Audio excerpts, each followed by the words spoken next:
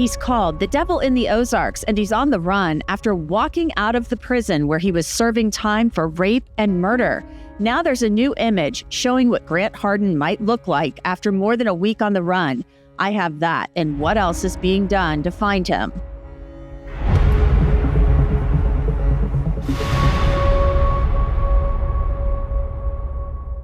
Welcome to Crime Fix. I'm Angenette Levy.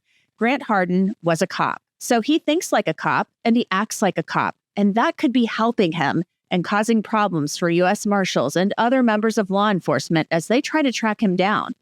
Hardin has been on the run since May 25th, the day before Memorial Day. He was serving time at the North Central Unit in Calico Rock. That's about 100 miles north of Little Rock. Hardin's crimes? Rape and murder, two of the most serious crimes you can face in the criminal justice system. And we're not talking petty theft here. This is scary, scary stuff. So a little background on Hardin's crimes. Originally, Hardin pleaded guilty to the shooting death of 59-year-old James Appleton. Appleton was killed in 2017. And while doing time for the first-degree murder charge, guess what? DNA samples linked Hardin to a rape. It was a cold case from 1997. It was a teacher from Rogers, Arkansas, who had been attacked. And this sketch showed the person who raped her. Now remember, Grant Hardin was a cop, a police chief, who was supposed to uphold the law, and he was in prison serving time for serious crimes. One of the prosecutors who put him away for murder has called him a sociopath. The Arkansas Department of Corrections says on May 25th, Hardin was somehow able to piece together a makeshift corrections officer uniform. You see him here in all black wearing a hat, and he just walked out of the prison. How was he able to do this? We don't know. But I spoke with prison consultant Justin Perperny recently, and he offered some ideas. To the clothing, I presume over a sustained period of time, he was gathering clothes. When I was in prison, guys would take pants, you can, cut them and then make them shorts. Shirts eventually could become part of a beanie. Really creative dudes in federal and state prisons. So over time, he was acquiring garments that made him look more like staff. And like we saw in New Orleans, if he had a 3-hour window or a 2-hour window to get out, he took advantage of it. And I'm sure the blaming will come, as there is in every prison escape. Very little acceptance of responsibility, very little, I own it, it's my fault, we'll do better. It's just going to be investigations, blaming, until we cover it again in 3 weeks with another case. How does one collect clothes in prison? Because I would think that you have a commissary and that, they sell certain things. They sell sweatshirts. I would think you'd have your prison issued jumpsuit or whatever, long johns for sale in the commissary, whatever. How on earth do you collect clothes that can pass for a law enforcement uniform? Well, certainly you can purchase some things in the commissary. Also, some prisons are broke. Like in the federal system, you can only buy things in the commissary. That's all. Some states, you can actually mail packages to people who are in prison to help them keep costs down for the prisoners so they don't have to buy it in the commissary. People get transferred from prisons all across that state and end up there, and that prison might have a different uniform or wardrobe. So you'd be surprised at all of the outfits and clothes that someone can compile over a very long prison term. And then, of course, the black market or underground economy is very alive in prison. You trade a book of stamps for a t-shirt, mackerel or tuna for a pair of tennis shoes. And then in time, and you get creative and you make it look similar to what guards would wear. And that's how these things happen. And you have a lazy staff member who's not doing their job, who maybe is napping or turning the other way, or maybe in time we'll learn someone was involved in it, right? Facilitated it. Hell, people can be manipulated. Part of the reason people go to prison, they've manipulated and hurt people. He might have manipulated someone on the inside to help her at least turn the other way. I suspect we'll get to the bottom of it. Our content shows just how important personal safety is, and that's especially true when it comes to protecting your privacy online. You would be absolutely shocked at how much of your personal information is out there, like your address and phone number. Ever wonder why you get so many spam calls and emails? That's because this information, it's all public. That's where our sponsor Incogni comes in. It's a service that helps you take control of your online privacy by removing your personal data from data brokers, huge companies that sell and trade your info without your permission. Incogni actually found more than 50 brokers with my information. And here's the kicker. These data brokers, they have to remove you from their database if you ask them to. Now you're thinking, Angenette, who in the heck has time to contact a data broker? Well, that, again, is where Incogni comes in. They contact those companies for you to get your online safety back. You don't have to do a thing, and then they alert you after the request has been completed. After signing up, I get virtually no spam, so I highly recommend giving Incogni a try. Right now, anyone who uses code CRIMEFIX at incogni.com/crimefix gets 60% off. That's code CRIMEFIX at incogni.com/crimefix for 60% off an annual Incogni plan. Grant Hardin is now charged with second-degree escape. An affidavit states, on May 25th, 2025, Arkansas Department of Corrections inmate Grant Hardin escaped the custody of the North Central Unit of ADC. Inmate Hardin impersonated a corrections officer in dress and manner, causing the corrections officer operating a secure gate to open the gate and allow inmate Hardin to walk away from the North Central Unit. So right there, investigators are basically saying the corrections officer operating the gate was likely fooled by Grant Hardin's makeshift uniform, which is kind of scary. Now, more than a week after Hardin vanished, the Department of Corrections has released this image of what Hardin might look like on the run. It shows him with a beard, and if he's roughing it in the woods, he might look worse than this. But I've been asking myself, did Hardin have help? And is someone on the outside helping him? Or is he out there by himself? Does he have survival skills? The FBI and the U.S. Marshals Service have joined the search, and they're using every resource, drones, horses, helicopters, dogs, you name it, to find this dangerous man. Now, Hardin's escape comes on the heels of another high-profile jailbreak in New Orleans where 10 inmates broke out of a prison. 8 of the 10 have been captured, one across state lines in Walker County, Texas. The group of inmates escaped through a faulty cell door, squeezing through a hole behind the toilet before scaling a barbed wire fence and running into the darkness. The jail staff did not report their absence until the morning head count, but also their note, "Too easy, LOL," was a dead giveaway. Since the breakout, Louisiana state and city officials have pointed the finger at jail security, while some indications lead to the escape potentially being an inside job. Now, 4 days before that escape, during the city's capital improvement plan hearing, the chief of corrections for the jail actually presented a need for a new lock system. Now, as far as Grant Hardin goes, a $25,000 reward is being offered for his capture. $20,000 of that's coming from the FBI and $5,000 from the U.S. Marshals Service. I want to bring in Bobby Chacon. He's a retired FBI agent and also an attorney. Bobby, the FBI is now part of this search for Grant Hardin. He's a dangerous guy. The U.S. Marshals are in on this too. Tell me why the Arkansas Department of Corrections would bring in the FBI. Obviously, they have a lot more resources. Yeah, well, resources is a huge part of it. Normally, in most of our investigations, we have a code called Domestic Police Cooperation, which is an entirely separate budget within the FBI that is made for us dedicating resources to local cases in which we have no stake and stuff. And so you often see the FBI deploy resources in cases, like this. And I think the of the $25,000 rewards currently offered for Hardin's arrest, $20,000 of that comes from the FBI, and I think $5,000 comes from the U.S. Marshals. So the Marshals obviously have primary for escapees from federal prison. And the FBI often joins in this because the resource is dedicated to, public safety. Basically, it's an issue of public safety. Sure. And this is a guy who's in prison for murder. And then when he's in prison for murder, the DNA comes back and it's like connects him to a cold case rape from 1997, where a school teacher was raped inside the school where she was getting ready for the week. I mean, it's terrifying to me that he was a cop, and he was a pretty bad cop because he couldn't keep a job. It sounds like over the years. So how surprised are you that somebody like this was able to fashion a makeshift uniform, corrections officer uniform, and simply just walk out of a prison? I mean, they're basically saying that he tricked or, got past another corrections officer on duty who got him to like open the gate. I guess he didn't have to show a badge or an ID or something, and just waltzed right out of there. Yeah, it's always surprising when these things happen.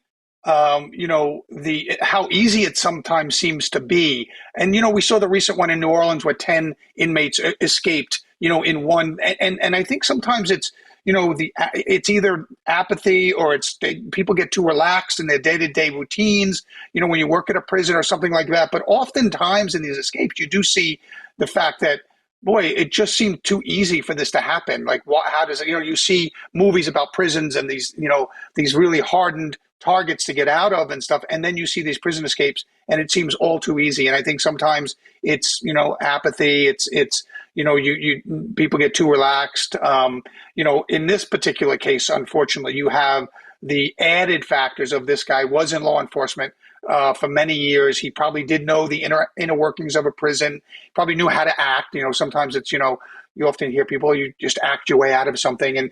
And apparently he actually had another guard let him through a gate. You would think that a guard would know everybody else that works at a smaller prison like that, but another guard simply buzzed him out of a gate, probably because he looked and he acted the way a guard would act, and that comes from his background in law enforcement. Right, and that's kind of what, I'm thinking to myself, he's a cop. Even if he was a bad cop, he's trained to be a cop. He knows how they act. He knows how they think. I mean, how much of a challenge does that pose for somebody like, say, you're the FBI agent who's put in charge of this operation, or you're one of the guys on the ground, and you got to track this guy down? More than likely, he doesn't have a cell phone, I'm assuming, unless he's got a burner phone. And you got to find this guy. I mean, he thinks like a cop. So how much of a challenge does that pose in finding him? I think that challenge is most evident in the first few days. He probably knew how to lay low. He's gone now a week or 10 days. So I think that the first few days are usually crucial in capturing somebody. And he probably knew how to lay low, not to make himself obvious. He knew exactly how to do it in those first few. Now you move into a different phase, and a phase that I was involved in directly when we were searching for Eric Rudolph, the Atlanta bombing and the abortion clinic bombing in Alabama. He set off the Centennial bomb in Atlanta at the Olympics. He hid out for years in the mountains of North Carolina. In a very similar case to this, although Rudolph wasn't an escapee, he was a fugitive on the run, and I was part of the New York FBI SWAT team that would go down a month at a time and search the hills of North Carolina in those forests, and each FBI office would send a different FBI SWAT team.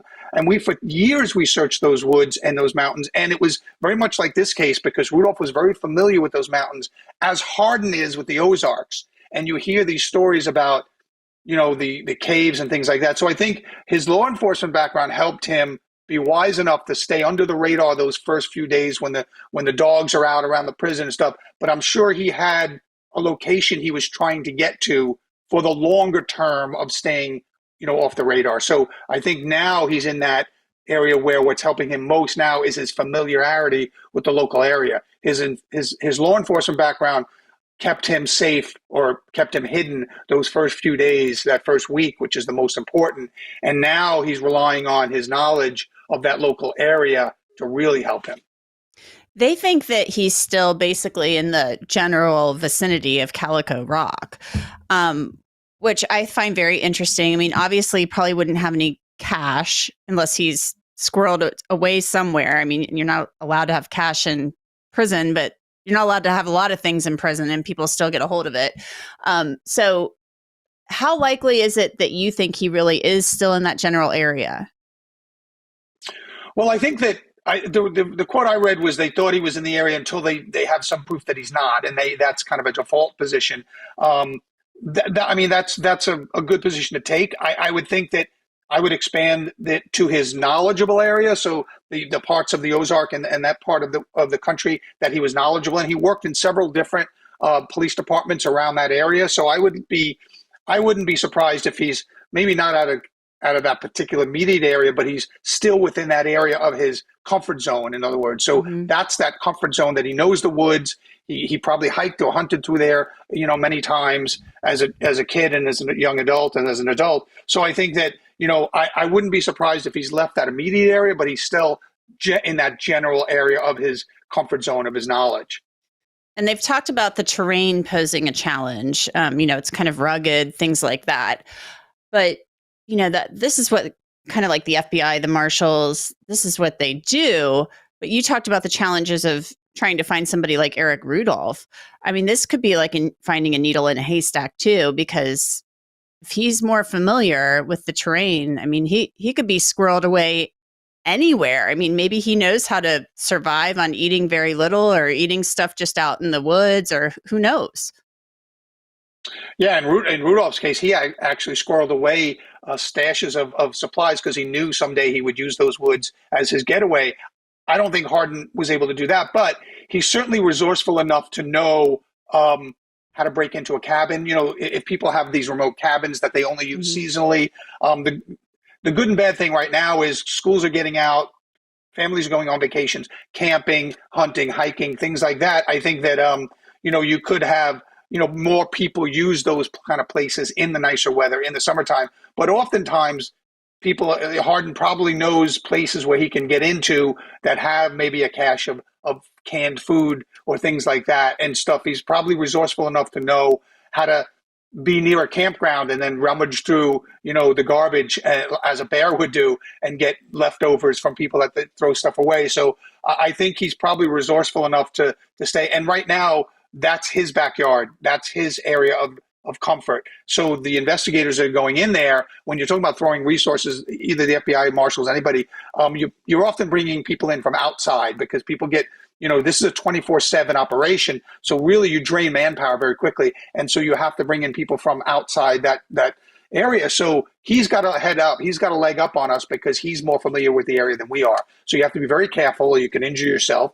And so I would say he's got a bit of a leg up, but the more manpower we can put down range on this thing, the more public can be aware of it, the more his story stays in the public eye, his appearance stays on the front page. I think that the public can kind of be an asset here. And I think that, the time of year helps us because more people are out and about this time of year. And it's going to make it a little harder for him, I think, to stay, off the radar. And they released that photo where they've got the hair, the beard. They're trying to show what he could potentially look like now being out there more than a week. I'm assuming he's not got a shaving kit on him, but who knows at this And he point. probably wouldn't want to shave anyway because he wants to look as different as he could. Sure. Normally, unfortunately for him, he's bald. So normally somebody that had hair would probably try to shave it off because that would make you look different. But sure, he's probably wanting to grow that facial hair, wanting to look as physically different as he can. He may even be wearing a mask, a kind of a COVID type mask because people still wear them in different places. But I think that he's probably trying to stay out of the public eye as much as possible. He's trying to maintain, a hiker look. He's probably, wants to look like a camper or a hiker so that if somebody does see him, they just think it's another, vacationer or another camper or hiker in the area where they are doing the same, type of activity. So that's probably what he's going to try to look like. If he has a backpack on, if he has hiking boots. Again, how much help he had or how much pre-planning he had on the outside to stage that kind of stuff is probably being heavily investigated to see, like, did he have contact with? But look at his phone records from jail. All those phones are recorded. Yeah. Who did he call? Did he get any mail from jail? Who was he in contact with in his mail call and things like that? And that's my big question. Is he getting help on the outside? Maybe he didn't have help on the inside. Maybe he did. We don't know that yet for sure. But is he getting help on the outside? Does he have somebody? Maybe he's got a woman, that he's been corresponding with. You just never know. Somebody he's met in prison who, is like, yeah, I'll help you. Maybe they speak in code. I don't know. I'm just kind of thinking of all of the possibilities, things that could have happened. Yeah, and there's logs of all his calls that he would have made. There's probably copies of all the mail that he got. And so they'll be able to look through that stuff and start interviewing those people going out there and interviewing people like that. I think that's a real good possibility. He's been in jail for a while, and he was described by one of the prosecutors pretty much as a sociopath. So he's got no regrets about his past actions and things like that. So, he would be able to use someone and prey on their vulnerabilities. And like that, these people like him are very manipulative. We saw that in a jailbreak of a murderer where the assistant warden helped him escape, and then she wound up losing her life in that fugitive hunt. So yeah, these guys are very manipulative. They're very resourceful, especially somebody like him who has a background in law enforcement, and obviously violent. The murder he committed, I don't think they still know a motive for it. He seems to have just pulled up alongside and shot somebody in the head. Mm-hmm. And to date, I haven't seen a motive even for that killing. So he's somebody that can carry out violence without an ounce of remorse. Yeah, and he could get, the more time that goes on, let's say he's running into a pinch, he could get very desperate. And the more desperate you get, the more dangerous you can get.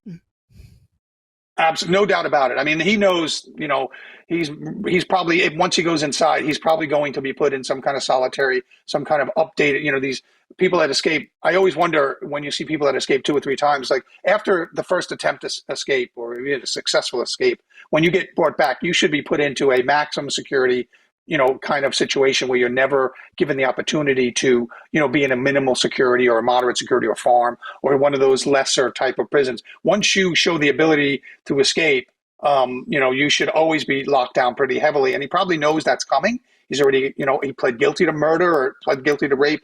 And so he's facing, he's already serving heavy time. And now he's probably going to be watched even more closely once he gets back in custody. And he knows that. And you're right. And this is a murderer. So he's going to be very dangerous when he's ultimately, cornered. So the public has to be very, very careful. Yeah, they do. And the FBI is taking tips and they're saying, stay away from this guy. If you see him, just call 911. Stay away from him. And they think he's still wearing that makeshift corrections officer uniform. Bobby Chacon, thank you so much for your time. I appreciate it. Sure, no problem. Thank you. And that's it for this episode of Crime Fix. I'm Angenette Levy. Thanks so much for being with me. I'll see you back here next time.